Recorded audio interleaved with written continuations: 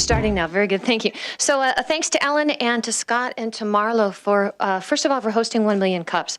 I think it is incredibly cool that all of you that have ideas or have started a business or not sure what you want it to do, you have an opportunity to get together. So I will try to keep my remarks as short as possible.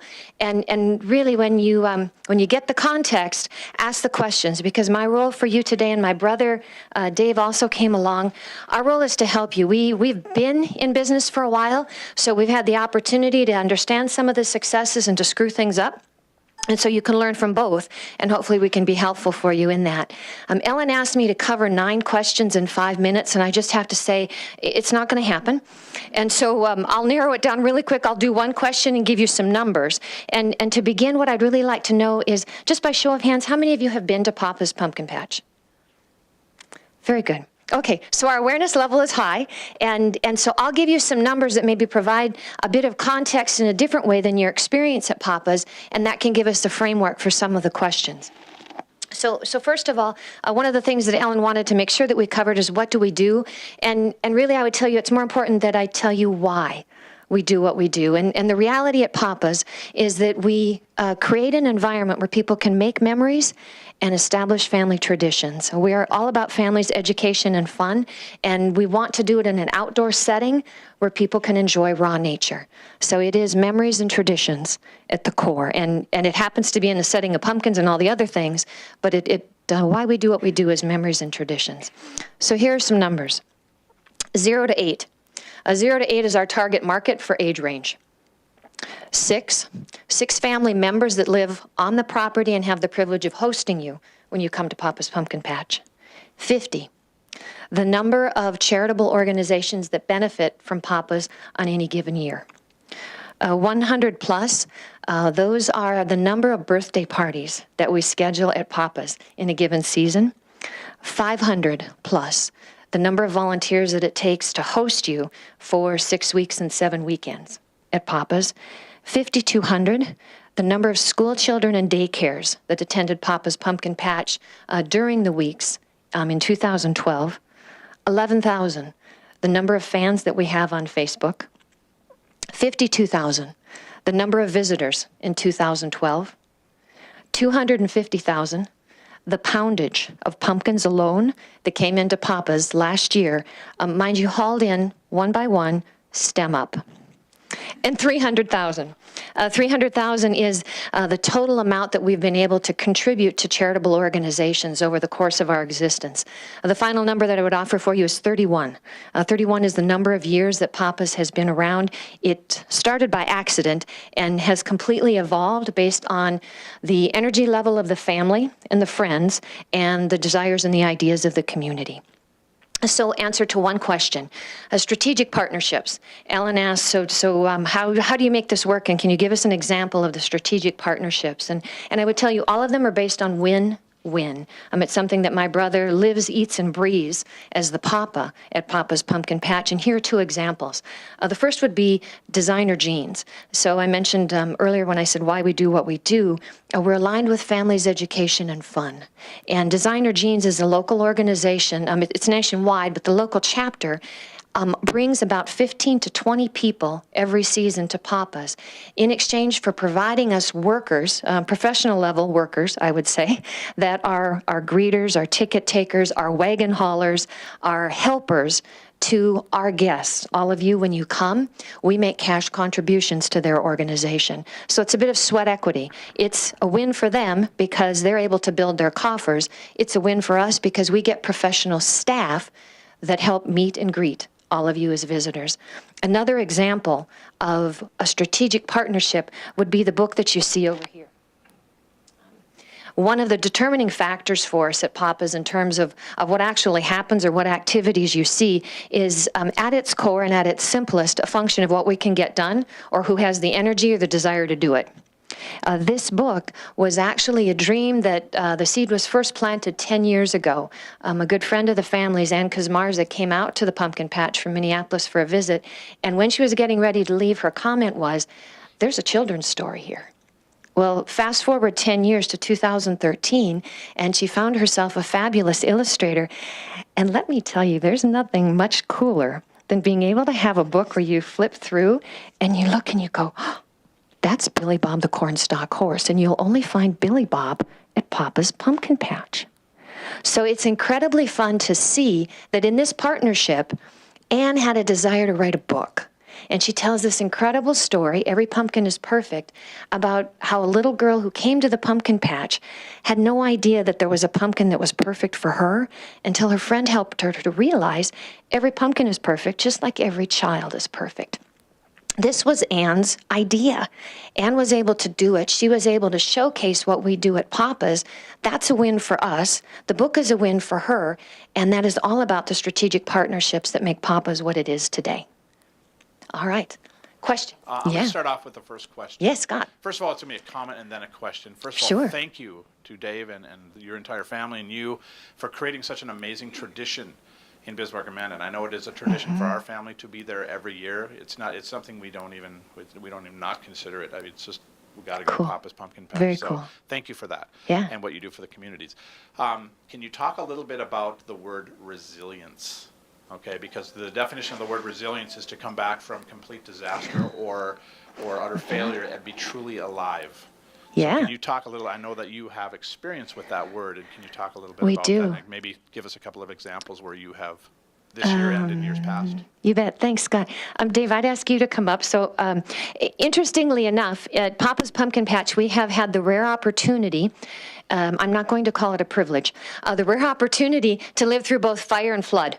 And so in 2008, we had a major fire in one of our main buildings that destroyed all of the building and 90% of what makes Papa's real. All of the decorations, all of the equipment was leveled. And so I would tell you from that piece of it, the beauty, I mean, sometimes at the moment you grieve because that's all you can do, it's gone. But the reality of it is, once with that building leveled, it gave us the ability to see what we could really have in a building that we wanted, that we didn't know where to locate on the property. And so once you don't have, I mean, the beauty of disasters, once you don't have it, you get the opportunity to look at your coffee cup and say, half empty, half full. And there is an attitude and a mindset, perhaps it's resilience in the family, that says, what can we do now that we don't have what we had? And I would look to Dave to speak about the flood in 2011 because Papa was in the thick of it the whole season. Well, and in just in a brief way, I would say, you've probably heard there's an old poem that goes, sorry, I can't get it started, but the line in it comes out, rest if you must, but just don't quit. It'll come back to me in a second. And so that poem, for some reason, a long time ago, I memorized lots of poems, or just when I'm going up and down the field on a tractor, I'm practicing things because I used to do a lot of public speaking and I would need poems when I needed to speak. And so that's the line that comes. Rest if you must, but just don't quit. And so we have another friend, and one of our, almost a strategic partner, we just lost her. She moved to Utah. Pat Saltzman, some of you probably know her. She's a breast cancer survivor. And when she was fighting breast cancer, she used to talk about writing a book. And the title of her book was going to be Until 8 o'clock tomorrow morning. And so even during the flood, I remember quoting Pat and saying, I can do this until 8 o'clock tomorrow morning, but that's it. I won't go a minute thereafter, but I can do it till 8 o'clock tomorrow morning. And so sometimes I think to have those things in the back of your head, those thoughts which come, rest if you must, but just don't quit. I can do this until 8 o'clock tomorrow morning, gets you through those low spots, and not only brings hope, not only brought hope to me, but I remember Vern Dosh from NISC saying, and this was all after the fact, he said, you have no idea how powerful, when you would say that to me, how powerful a motivator that was for us to just keep on for one more day, just until 8 o'clock tomorrow morning. We could do it. Yeah. Other questions? I mean, how else to think about what you're developing and your ideas? How can we be helpful to you? What would be helpful to know? Tracy, I know not all of your pumpkins are grown there. How did you guys find your partner that would bring in the pumpkins? How did that whole thing fall into place? Dave, you come and speak to that one. That is a win-win that Dave has created, so he should speak to it. Well, and that's a 40-minute conversation in and of itself. The bottom line, it started, and I can't even tell you the year. My guess is 15 to 20 years ago, not quite 30. I went out online looking for pumpkins. We just couldn't grow enough of them. And the year that we had to sort of turn our parking lot, which was the field, turn the field of pumpkins into a parking lot, we just needed additional supply. We would run out too quick. And so I went out on the internet and I happened to find this fellow out in Tappan, North Dakota. And that's not even Bryce, the guy who's the partner today, who is the real win-win, but his cousin, can't think of his name either. See what happens when you get old? Yep. Sorry. Anyhow, we found him, Rick Mittleiter. The name comes to you. They're all organic farmers out at Tappan, and Rick's cousin Bryce, who is now the mayor of Tappan, and his uncle, who owns 6 of the most wonderful cornfields. So when you drive to Fargo and you go about the Tappan Dawson area, you see those irrigation systems on the south side and the irrigation systems on the north side. What you don't know is in the center of 2 of those, his uncle owns 6 of them. In the center of 2 of them on any given year, we rent 8 acres in the very middle, because he has this great big 64-foot wide equipment, and the small circle in the very center is a very tight circle for great big equipment, and so he can only farm maybe 60 to 65% of it. So instead he rents it to us with little bitty equipment, and we can farm 100% of the circle. In exchange, we pay him as rent whatever he gets for his corn, whatever his yield is in his cornfield. We pay him 100% of the 8 acres that we utilize in the center. So it's an absolute win for him, because he receives 100% of the value, for which he'd probably only get 60 to 65 if he was doing it himself. So he gets 100%.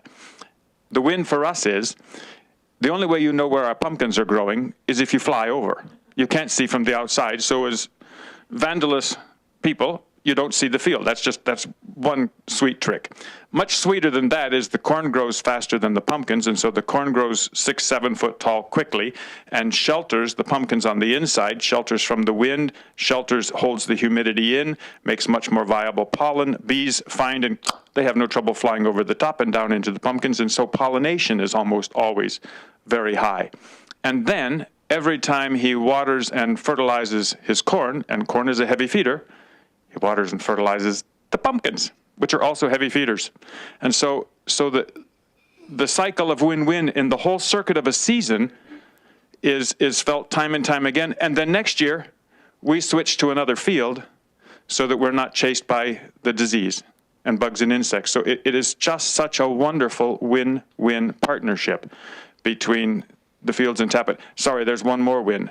The kids in the crews in Tappan harvest and load the pumpkins. And so while Tracy talks about 283, this year it was 280,000 pounds, stem up on the ground in Bismarck, that's only half the work. The other half happens there by another team of folks with a whole different level of energy and enthusiasm. So that's what she was, that's what the embodiment of win-win is all about. You'd said Papa's was born by accident. Can you expand on that? I'd want to say happy accident. We love the term happy accident, which is kind of an oxymoron. Happy accident means another fella had actually asked me when I was back, as a matter of fact, then I was with Pride of Dakota at the time. We had Papa's greenhouse. And I was raising tomatoes and cucumbers under plastic roof, doing what in North Dakota was said was not possible because it's too cold a climate. And my father believed that if we heated it with coal, it could work, and it did for 15 years. He asked me if I would grow pumpkins for him to give away during what was then the Oktoberfest parade. He didn't want to throw candy out of his truck. He has Allied Moving and Storage, so he has the big orange moving vans, and he wanted to pass pumpkins out to the children. Novel concept. So he asked me, he was a friend of my father's, and he asked me if I would be willing to raise the pumpkins for him, and I said yes. And everything was going along fine until the happy accident happened. The happy accident was that in the middle of the season, the middle of that year, 1983, they decided it's too cold and too wet and too rainy in Bismarck to focus on an Oktoberfest. Let's move it back to September and call it Folkfest. Little earlier in the season, little warmer weather, little longer days, and that'd be fine. That's great if you ain't the farmer. But 30 days out of a growing season in North Dakota in September, October is rather significant. The difference between green pumpkins and orange pumpkins. And that's wherein lies the happy accident. So there was, he no longer could use the 5 acres of pumpkins we were raising. I had to come up with something else to do with them because really my bread and butter was being made in the greenhouse, doing tomatoes and cucumbers. And that's where I had to focus my energy. So we called some first grade teachers and said, would you bring your kids out and help us pick, because there were a few orange ones. It just wasn't a semi-load. And that's where it started. Had the children not written the letters under the tutelage of wonderful first grade teachers that said, you know, you really need to write these letters. We really need to make a writing assignment out of this. Dear Papa's Greenhouse, thank you for the pumpkin. I love your dog Sheba. Love, Jeremy. Dear Papa's Greenhouse, thank you for the pumpkin. We got to pet the horses. Love, Sandra. And so to this day, Mom has 200 thank you letters. And wouldn't it have been fun if on their graduation day I could have read one of those wonderful letters as first graders and welcomed them across the stage? So that was the happy accident. That's how it started. So when we talk about going into business with friends and family, that always ends up being an interesting dynamic. Can you talk about how you kind of divide up responsibilities, roles, as well as keeping family time, or is that non-existent? Is it just one big happy mess? One big happy mess. Yeah. Sure. So to answer the question, the first thing is to say we have a really unique family. We're neighbors. I mean, so the first thing is when you come to the pumpkin patch really spans about 65 or so acres, and my next door neighbor is my mom, who's the next door neighbor to my brother and his wife. And so the reality is you have to have some level of get-along at that point if you're all going to be neighbors, and you also have to have some ability to say, I don't want to see you today. And it's wonderful that, let me first say, we have some of that. The reality in terms of how it all functions is that we all have a say. So ultimately, my brother signs the check and makes the decision, and everybody understands that. The reality of the process is that Dave has a heck of a time making a decision until he knows where the other 5 members of the family stand. So that includes my 16-year-old son, and that includes my silver-haired, sassy mother.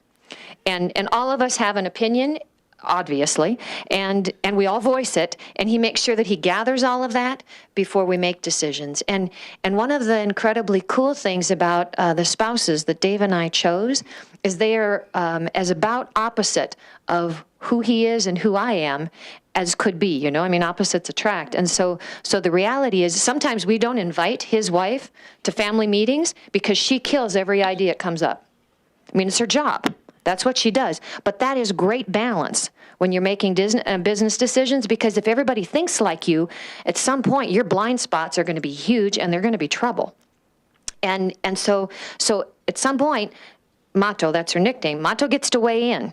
And when she starts to kill it and find fault with it, we better have a good game plan, and we better be able to stand up to it. And my husband is Mr. Safekeeping. And so, you know, as soon as Dave says, let's run zip lines from, 30 feet in the air down to the ground, and it'll be okay if they go 15 miles an hour and they don't have on helmets, Mr. Safekeeping steps in and says, don't think so. What about? And so it really provides a great balance to how we make decisions and how we move forward. There you go. Yeah, Jared.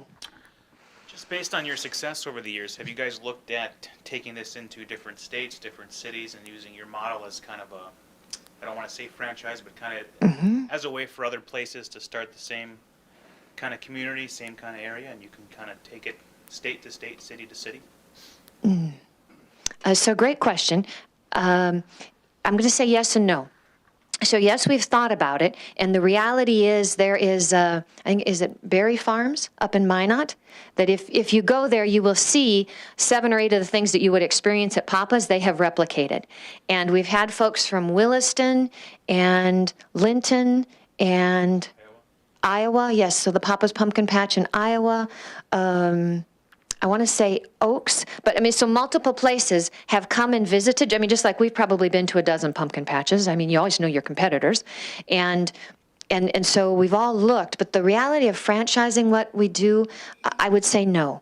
And part of that is because it's a very different business model. I mean, you may have noticed when Scott started out, he said, we'll hear from 2 nonprofits. And the reality is Papa's is an LLC. I mean, we are a business for profit. And we're structured that way because it's our mindset. I mean, everyone in my family has been an entrepreneur. We've all owned businesses. The beauty of it is the business model itself, and it essentially breaks into 3 pieces. Pay the bills, support the charities. If there's money left over, the family goes on vacation. So I mentioned we span 3 generations. The 4 of us in the middle all have day jobs. So the pumpkin patch as Papa's is not designed to support employees. It's designed to benefit charities. And with that kind of a model, I'll be honest in saying, outside of a cooperative model, there aren't many businesses that function to support charity. And so that, in terms of an idea that others would grab onto and want to license or franchise, is pretty minimal. Most folks come at it from a business mindset and a business mindset to make a profit, and that's their option. We view it differently, and so we approach it differently. Does that help? Yeah. All I'm going to say is Papa's Pumpkin Planet. Maybe. I mean, who knows? Never know. Yeah. I've got a question for you in regards to, you talk about 500 volunteers. Sometimes you are at the patch, sometimes you are over at the raceway in Manda. I mean, is this an all year round thing? When does the planning start, and how do you coordinate that many people and still look as good as you guys do? Sure. Alignment of mission is the easy answer. So at its core, the groups that we partner with must have family values.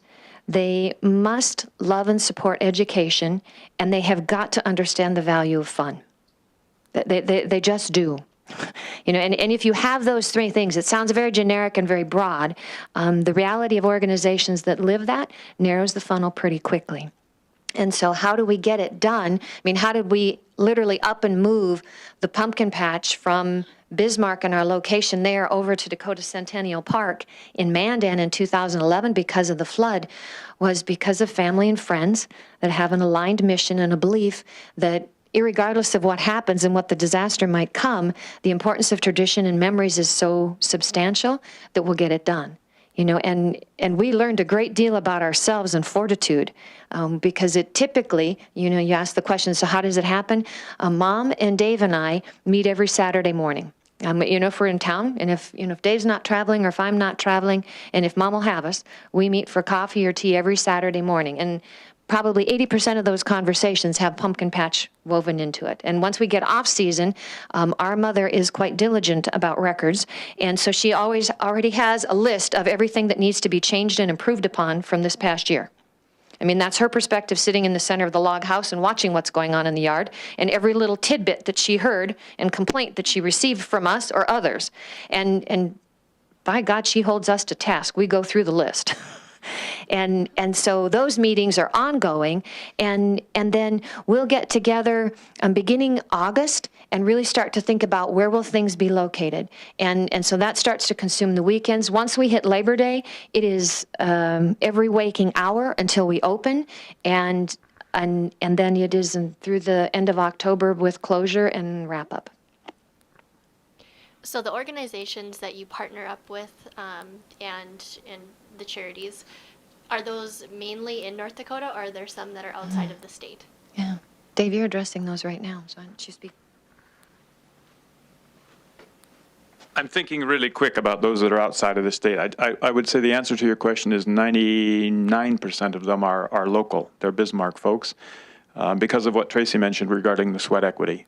We both need, we appreciate, and enjoy the helping hands. On the other hand, there are so we still have a connection with Make-A-Wish Foundation, and while there are individual people who probably have Make-A-Wish in the back of their pocket, or Make-A-Wish is one of their favorite charities, we don't have a group from the Make-A-Wish Foundation that comes out and helps, that runs the zip lines, that does anything. And if I think about it, there's a couple other groups like that, but 9 out of 10 are all folks that have a group and have a local organization in Bismarck. I would tell you, for instance, a couple of years ago, we were supporting the Alzheimer's Foundation, and we were sending the money to, first it was Washington, D.C., and then it was to Chicago. And the National Association of Retired Federal Employees specifically helps the local organization, and so they didn't beg us, but they said, we'd like to see your dollars stay local, and so they came out and helped, and they joined the team, and they're terrific. They're a terrific group. So I mean, that was just, they helped us to bring it back locally, but in fact that started out a bit bigger than that. We are down to 1 minute and 15 seconds left. Would you like to take this opportunity to encourage us to come out and visit Papa's Polar Patch, perhaps? Well, I'll give you 1 minute to talk about what. Yeah, I'm just going to tell you, Papa's Polar Patch starts December 26th if there's enough snow. If there's not enough snow, it's no fun. If there's snow, there's more fun than is legal. So you can look for the day after Christmas, and essentially our season is scheduled around the Christmas break for kids. You know, then if it happens, we don't quite decorate like we do for the pumpkin patch. I did have a conversation with Cashman Nursery and said we ought to do Christmas trees like we do pumpkins, and he raised his eyes, but I don't think he took me seriously. So it's a possibility and it's an option. And then we wouldn't necessarily have snow; we'd have something else to play with. But essentially, if it snows really hard, makes really nice, then watch for stuff to happen at Papa's Polar Patch, 26th of December.